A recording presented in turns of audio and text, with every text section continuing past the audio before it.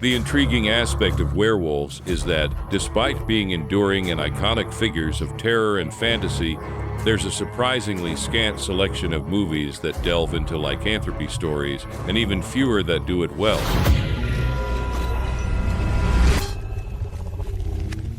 While zombies, vampires, and slashers have gone in and out of fashion repeatedly, and paranormal horror seems never to go out of style, the image of the werewolf remains a somewhat rare anomaly in the horror landscape. Occasionally, movies worth watching emerge. But apart from the genre-defining year of 1981, which saw the release of Wolfen, The Howling, and An American Werewolf in London, werewolf films have never been a transiting force in the horror genre. He's gonna kill your son! These creatures, driven by their physical and instinctual needs, have consistently been found living together in group settings. We've seen them time and again on television, playing secondary villains in shows like Buffy the Vampire Slayer to Penny Dreadful, and the werewolf has become a standout character in supernaturally populated series. The same has proven true in movies like Trick or Treat, Monster Squad, and even in Harry Potter and The Prisoner of Azkaban we can see werewolves to fantastic effect. But successful stories singularly focused on the transformation of man into beast have been harder to come by. And when these movies are good, they're a true visual delight. An example is An American Werewolf in London, which took home the first Oscar for makeup effects for Rick Baker's revolutionary work. Werewolf movies are a proud destination for astonishing practical effects work. They also create raw and startling stories about self-awakening and a persevering medium to examine our relationship with the beast we all know lives inside us. Perhaps that's the standout trait of the werewolf genre. While it never ignited the passions of the movie-going public like other horror genres, the myth of the werewolf has always been an iconic image of horror, whether on the pages of a book or the big screen. And without further ado, steer clear of the full moon, stock up on silver, and take a look at this selection of the 7 most underrated werewolf movies of all time. And if you're interested in a list of the strongest werewolves, I recommend watching the video I've linked in the description below. Number 7. Late Phases, 2014. Ambrose McKinley is a blind, retired war veteran who moves into a peaceful retirement community. However, the tranquility of the community has recently been disrupted by mysterious animal attacks. People here are not dying of old age, but from the fierce attacks of beast-like creatures resembling dogs. Ambrose encounters the canine aggressor and believes it to be a werewolf. However, the other residents seem to dismiss his opinion. Using all his military training, he prepares for the next full moon night to stop the murderous beast before it's too late. There's something about an old and grumpy character in movies that makes it extremely entertaining, especially since it's rare to find an elderly protagonist, particularly one battling werewolves.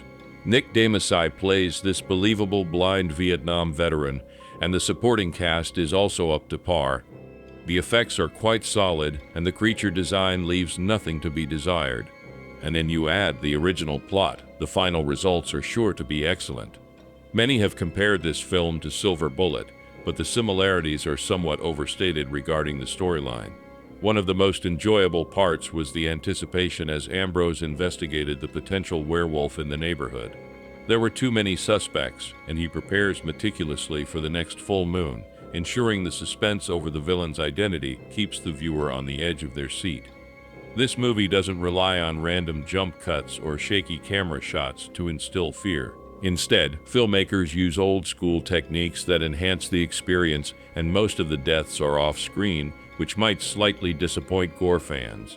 Late Phases could have benefited greatly from a higher budget, as this would have allowed for higher quality special effects, but the performances are one of the film's highlights. This movie might sound silly on paper, but the final results will pleasantly surprise you.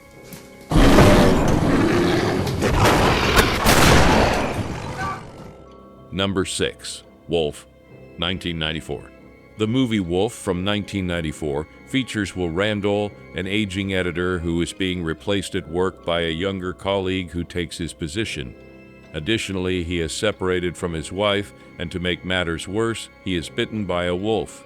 However, this incident turns out to be a turning point in his career.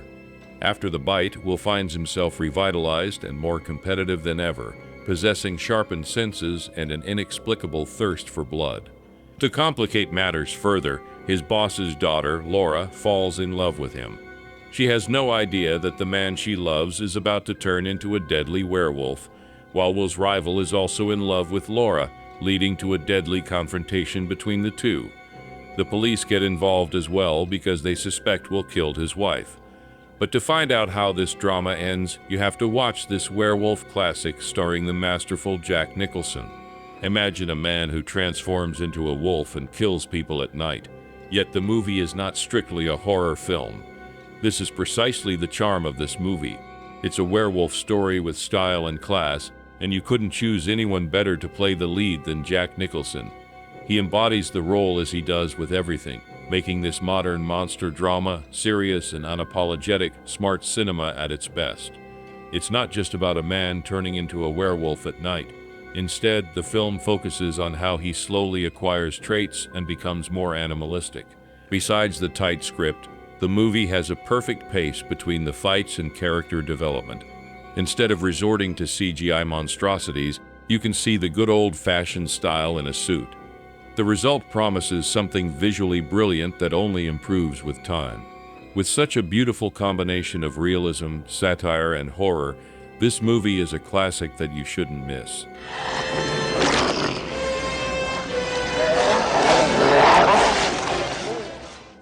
Number 5. An American Werewolf in Paris, 1997.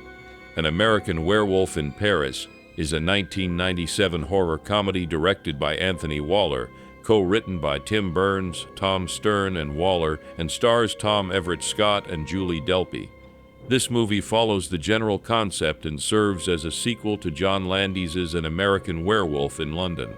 Thrill-seekers Andy and his two friends travel to Europe and find themselves atop the Eiffel Tower, ready to bungee jump illegally. At that moment, Andy spots a French girl named Seraphine, who's about to end her own life by jumping off the tower. He boldly rescues her, but the mysterious girl runs away once they reach the ground. Andy instantly falls in love with her. A short time later at night, they go to an underground club where Andy sees Seraphine again. Chaos erupts when the club's owner, Claude, a malevolent werewolf, unleashes werewolves on the unsuspecting tourists, brutally killing them. Seraphine helps Andy escape, but he has been bitten. One of his friends is killed, while the other is kidnapped. Andy discovers that Seraphine is also a werewolf, and she helps him through the transformation process.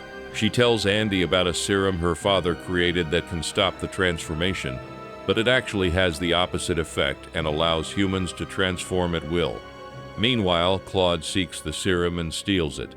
In a confrontation in the Paris metro, Andy chases Claude and kills him.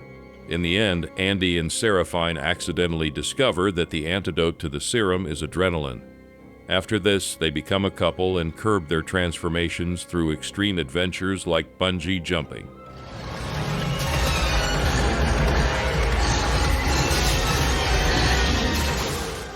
Number 4. Dog Soldiers, 2002.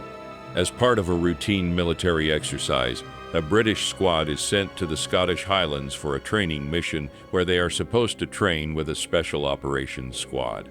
Upon arrival, they encounter a severely wounded captain and the scattered remains of his team who have been massacred. They also meet a zoologist named Megan, who seems to know what's hunting them. The region is infested with hungry werewolves, and they must survive the night in the middle of nowhere. The training mission turns into a deadly battle to see who can survive the full moon night. This film may not be perfect, but it possesses the ideal narrative technique. The concept of a group of well-armed and equipped soldiers facing the paranormal threat of werewolves is quite unique. It's the honesty of the narrative that makes the film work quite well. The creatures' special effects are decent enough, and in fact are better than many high-budget werewolf movies. There are some thrilling moments and terrifying sequences carefully orchestrated by director Neil Marshall. This British film has invested well in its werewolf designs, as they look absolutely fearsome. The locations are incredibly beautiful, and the well-shot scenes make the most of this, featuring characters played by Liam Cunningham, Kevin McKidd, and Sean Pertwee. The movie scores highly in terms of acting, and what I liked most about the narrative is that, despite all the moments of fear and gore, there was some humor too. It may seem like a simple story, but there are some surprises here and there. The film contains a lot of bloody fun that captivates the audience, and I highly recommend this movie to anyone who can keep an open mind, as the movie is loaded with some somewhat cliché parts.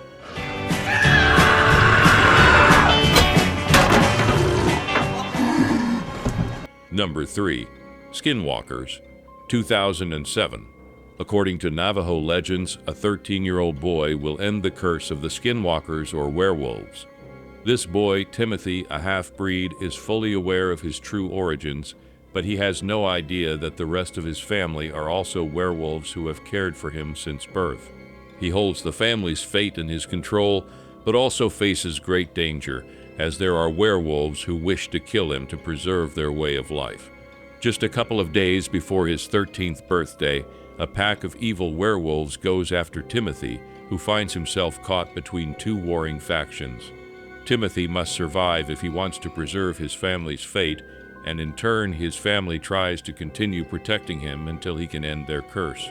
Perfecting a werewolf movie is no easy task, since they explore an area of mythology that has multiple facets, making it impossible to please everyone. Clearly, this movie didn't achieve widespread success, but personally I found this type of werewolf movie quite enjoyable simply for its entertainment value. The story is fairly straightforward, showcasing a group of werewolves trying to protect the boy while another group tries to kill him. This promises plenty of action between the warring factions, and the intense fight and chase sequences make things exciting. Additionally, the cinematography is quite notable, making it hard to look away from the night scenes. However, the major problem lies in the disastrous script and the acting, which fell below the level required by the movie.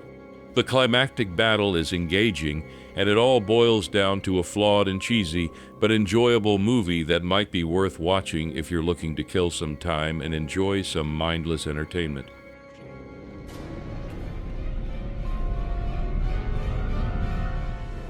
Number 2. Werewolf, the Beast Among Us, 2012. Set in the 19th century, this film takes place in a small town being terrorized by a werewolf, prompting a group of bounty hunters led by Charles to head to the town in hopes of a hefty reward for killing the murderous beast.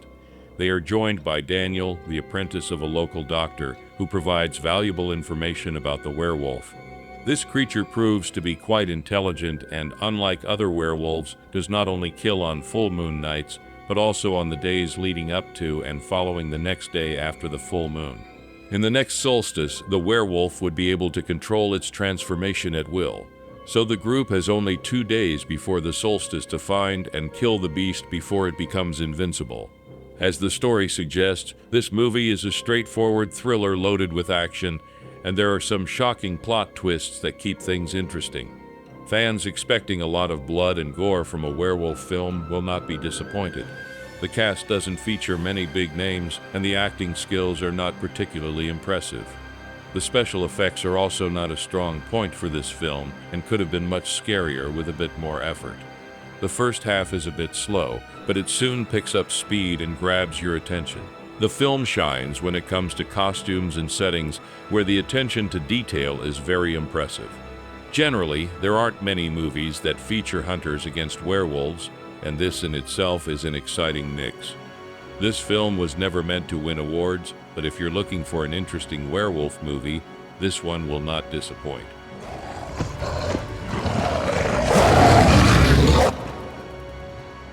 Number 1. Were 2013.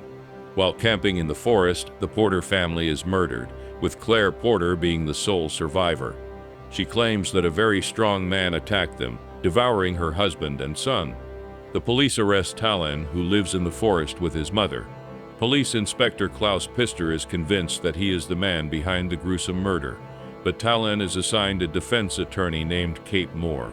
She, along with an investigator and an animal expert, examines Talon and soon discovers many holes in the story. They learn from Talon's mother about his strange and rare disease and discover that his father also died under mysterious circumstances.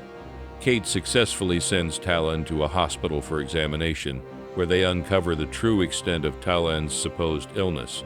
There's much more to this movie than meets the eye. One of the first things that came to mind upon viewing it is why it isn't more popular. War makes werewolves terrifying once again, enriching the story with a mysterious narrative. The audience is always kept in suspense, which helps maintain interest. The film often becomes too brutal, with some very graphic moments, especially involving the werewolf. The special effects are magnificent, making the film much more realistic and animalistic. The casting was simply perfect, and the central character of Talon, played by Brian Scott O'Connor, was the best of all. Implementing the found footage style in this film is challenging, but it does it quite well, starting as a suspense and investigation movie, but soon transforming into a bloody werewolf tale. The fast-paced narrative makes it an excellent viewing experience, making it as good as any other mid-budget werewolf movie.